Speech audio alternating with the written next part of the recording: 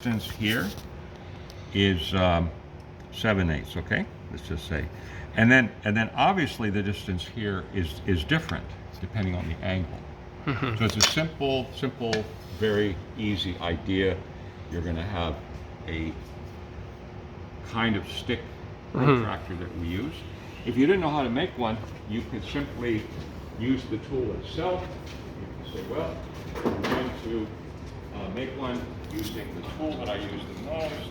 And so I'm going to have this high enough, and I'm going to have a piece of wood back here, and I'm going to read these angles to each, every 2 degrees usually, or every 1 degree if you want, and I'll keep marking it, because this is a protractor.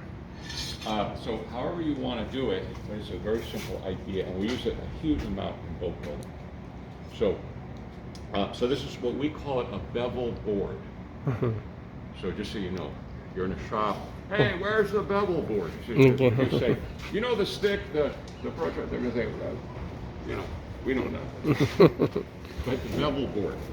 So the bevel board, it allows us to, at every place in the boat, we're able to know the change of angle, and obviously, if we're able to know that, then we're able to have these changing degrees on here. So in other words, it's no huge mystery how you would get a perfect boat. You just have to follow this simple idea that, because you're not just going to use a compass and keep subtracting, you're going to say, well, what happens when I get back to the transom, and how deep is that going to actually look? And also the molds, since I'm about to put this keel, see, so this is what we were cutting the other day, and then on my own, I made, now this is the inner keel, not the outer keel that I showed you there. This is where Jason and I put that stem on 2 weeks ago. 2 weeks ago, yep. Then I have a mark here, which is station 2, and as I was explaining to Jason, there's a place where we're going to cut a joint. I might have explained it to you two last week, I can't remember. But here, I bent this down more, you see? And you can also see on here that I'm showing a scarf joint. So scarf joint is a place where things join. This I'll cut with a large Japanese saw, freehand, because that's the only way you're going to do a good job. Cut this in, cut the joint, and here's station 2. It's always the bigger side. See, this is smaller grate, this is this way. The station is always the bigger of the 2 sizes. So it's right here, and I'll measure that exactly according to the measurements over there, but I'll make that guy is going to be slightly wider. See, the one that comes in is going to be slightly wider, and the reason for that is simple, which is that this surface here is where the planks are coming up to this, and then when they come up to this, the piece in here is going to fit in here, but at a bevel. The outer rabbet. Yeah. So here's a way we could say it. We could say there's the rabbet, there's the inner rabbet, and then there's the bearding line. So the bearding line is this. This is the inner rabbet. Then what you're calling the outer rabbet, which is okay, but if you say rabbet, everybody will know that that's what we mean. Then it's out here, and there could be additional material on it or not, depending how you were going to handle that. You see, very likely we're going to have additional material here by a lot, because we want it, if the boat hits a dock, we want it to be really strong. So why am I bringing that up now? Because I want you to understand that this, I mentioned on the website, I don't know if you said that, we wrestled it. That's a fair statement. We wrestled it. Yeah. And I was in here, Jason walks in, he doesn't know what's happening to me, and I'm saying, Jason, he said, hey, I'll be right back. I said, Jason. Remember? Yeah, I remember. He comes over, and we have to just... Then I realized, I was like, oh, okay. Because sometimes what I do is I put a hole down here, and I and I got a come along down here. I could easily do this if this were really green oak, but it wasn't. It was hard, huh? Yeah. We did it, but it was hard to do. So that's the brakes. And it's a beautiful piece though. I'm happy with it. But the point is that next time, I'm not going to trust the wood comes in a little bit dry. I'm not going to trust it as much. I just go ahead and put a come along. Everything else was structurally very strong for this bend. But having said that, if there's a joint here, like that fir piece comes in and it ends up on top of this to here, then this area later on, we want it to be super strong where this joint is. So this piece that is over here is probably going to be up to like here, and it's probably going to come over here and continue past here, so the next joint is here. And, and that means that this could actually be a piece to here, or to here, I mean, and then a separate piece here. the outer keel. It is the stem. So The this stem. is the stem, and essentially it's just a question of vocabulary. Like the minute it comes up here, we call it the stem, and the minute it flattens in the back, we call it the transom. But yes, it's a continuation of what we were doing. The difference is that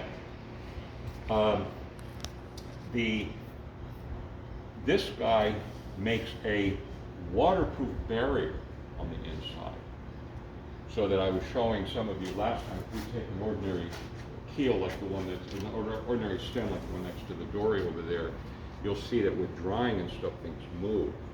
So one big advantage of this way is that this is sealed completely all the way along here.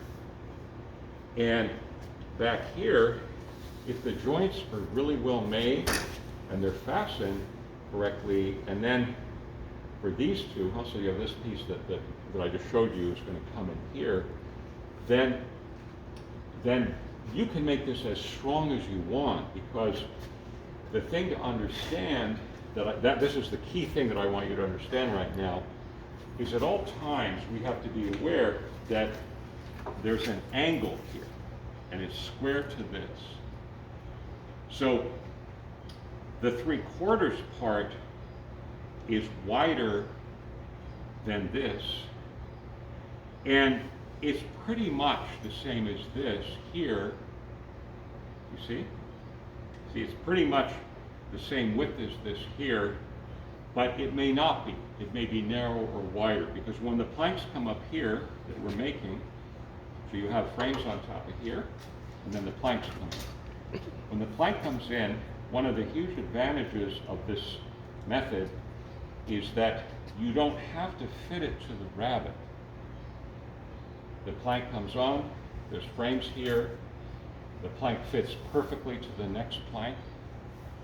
And now, for registration, you drill a hole here so that that exactly locates this, and you take a knife or a flat knife is the best thing, and you mark this, or we sometimes do a number of different ways. Some people use spray paint, there's all kinds of ways people do this. They want to get a perfect line. That line they're going to cut square pretty much, you see, because that's going to be coming square from this, which is what we want. So when you first fair, so you have this wonderful advantage, like I was talking about fine tuning. Frames are here, you run a batten along here, and what if this is off by 16? We fix it. So the planks are absolutely flat. Fix it. When you go to put the plank down, registration, you mark it, it's at the correct place for a square edge on the plank that's coming in here. Agree? So, because when you're lofting, there's so many planks are coming from so many directions that it's very hard to keep track of it all. And also, it's very important to understand that things are changing. So when you put the plank on, do you have, what do you call the outer rabbet again? What do you, is this part of the rabbet? No, you don't have the rest of the stem. Uh-huh. You see, this is a huge advantage. See, like there's different ways of building boats, and I was explaining that this one has a complexity because of you have to refine the measurements because of a lot of subtraction. Mm-hmm. And the start of this morning, I was explaining to Lawrence that the frames have to come off. See, so today we're framing again. Those frames have to come off, and they'll have numbers on them, and they'll go back exactly where they will live. But to do a perfect job here, we're doing one thing at a time, and we're saving our work. Mm-hmm. So in the case of the frames, they're not going to come off for long. They'll come off for a couple of days, and the frames are already easily going to take their shapes again. But coming back to this, it's hugely to our advantage, and the way we'll try to do this, Jason, is we'll take a little piece of, here we go. If you hold this here, I'm going to get another little piece.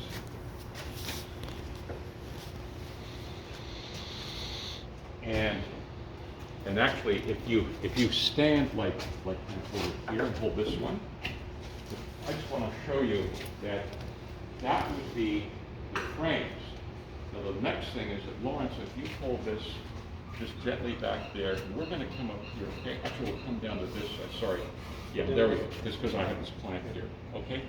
Now you can see. I just want you to see that we need another piece of this material here.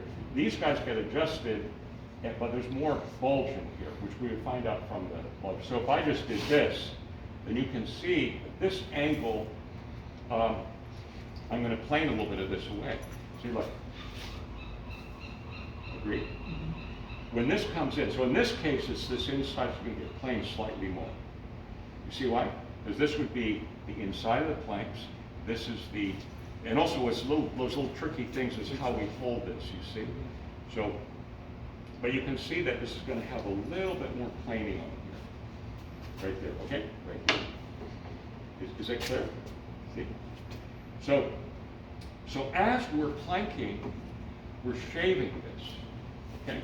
But we're shaving it well in advance. Like we're never going to like do a plank and then right next to it do this. We're gonna when the frames are in, we could put this batten anywhere, agreed? We could then mark it, we could shave it, and do the same on the other side. So we're essentially correcting, this is what I was saying to you earlier, minor corrections. We're correcting this, agreed? Okay, so we can take this off now. And so the frames, when we actually go to do that piece of it, the frames are all on. The location of the frames here can easily be found because I can do, here's the planking is 3/4. This had a piece of pine is 3/4. So for example, here, like right here, I could say, well, here's the frame, right? And obviously this guy's way too far in. So this is going to have to come out. See this guy here? These are randomly put in just to hold it. Let's go to this one. This one's better, but it also needs to come out. This one's probably the closest to being correct. See? But it would come in, look, see? Like that. You follow me? Mm-hmm. So you have rib end, frame, plank.